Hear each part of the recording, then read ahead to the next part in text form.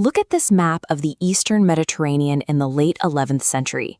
The Byzantine Empire is losing a vast amount of territory to a rising power from Central Asia, the Seljuk Turks.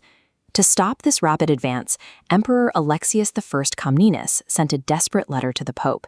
He requested a small, disciplined force of Western mercenaries to help stabilize his shrinking eastern borders. But Pope Urban II saw an opportunity. Instead of sending a few hired swords, he used the emperor's plea to assert his own political dominance over the violent, unruly nobles of Western Europe. At a massive gathering in France, he called for a holy war.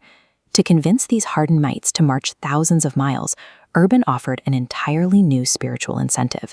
Any man who traveled east to capture the city of Jerusalem would receive a complete substitution for all penance. His soul would be washed clean. By offering a guaranteed ticket to heaven to men who lived their entire lives in fear of eternal damnation, the Pope ignited a religious hysteria. A routine request for border security quickly spiraled into an uncontrollable movement. The first group to depart lacked any military discipline. Swept up in the fervor, tens of thousands of commoners and peasants formed a massive, disorganized mob known as the People's Crusade. Lacking supplies and leadership, they resorted to extorting and massacring local communities along their route. They ignored the Byzantine emperor's warnings and blindly crossed into enemy territory, where Turkish forces ambushed and slaughtered them almost immediately. Months later, the actual military campaign arrived. This was the Prince's Crusade, an army of perhaps 60,000 professional soldiers led by rival European lords looking for land and wealth. Emperor Alexius was terrified by the size of this heavily armed force arriving at his gates. Before he would ferry them across the Bosphorus into enemy territory, he forced the European lords to swear strict oaths of fealty and promised to return any conquered land to him. So this enormous, deeply fractured army of rivals marched into the intense heat of an unfamiliar continent. Based on basic military logic, they were walking straight into a suicide mission. The reality of Anatolia hit the Crusaders immediately. Marching in heavy armor through the intense heat, they struggled across exposed, unforgiving terrain, while running dangerously low on basic supplies. Their lack of preparation was exposed near Dorylaeum.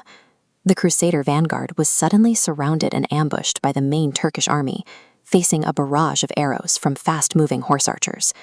Pinned down for hours, the Crusaders were forced into a tight defensive formation. They survived the endless volley of arrows for one simple reason. Their thick European chainmail was incredibly difficult for the lighter Turkish arrows to penetrate.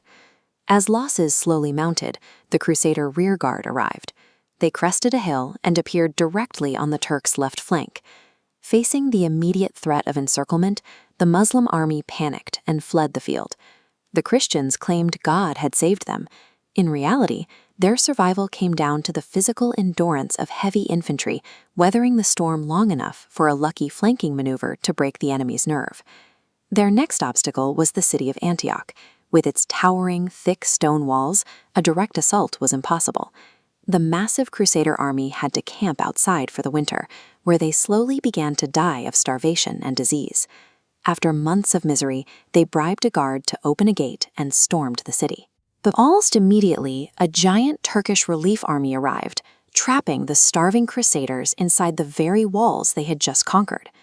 At their breaking point, a peasant claimed a vision led him to uncover a buried relic, the Holy Lance, supposedly the spear that pierced Christ during his crucifixion.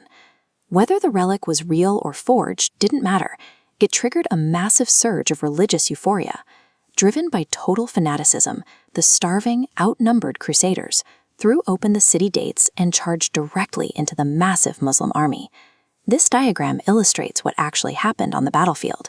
While the Crusaders charged as a single unified force, the Islamic army was deeply divided.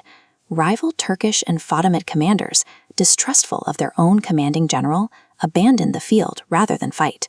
Antioch fell because a deadly combination of weaponized religious fervor collided with a catastrophically divided enemy. It left the road to their ultimate prize wide open. By the time they reached Jerusalem in the summer of 1099, the Crusaders were reduced to just 12,000 fighting men. They lacked food, water, and most importantly, the large timber necessary to build the siege engines required to breach the city walls. To solve this, they resorted to desperate engineering. When a small fleet of Genoese ships arrived on the coast, the sailors dismantled their own vessels, carried the raw timber across the desert, and constructed 2 massive rolling siege towers.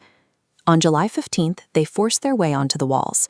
Once inside, the exhausted men surrendered to pure bloodlust. They systematically butchered thousands of the city's inhabitants, soldiers and civilians, Muslims and Jews alike. Against all logistical and military odds, the First Crusade actually succeeded.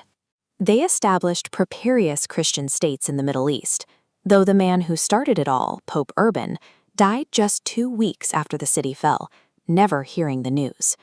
The sheer brutality of this victory shocked the Islamic world. It forced a deeply fractured region to eventually unite against a common enemy, turning the Middle East into an active battleground for the next 2 centuries.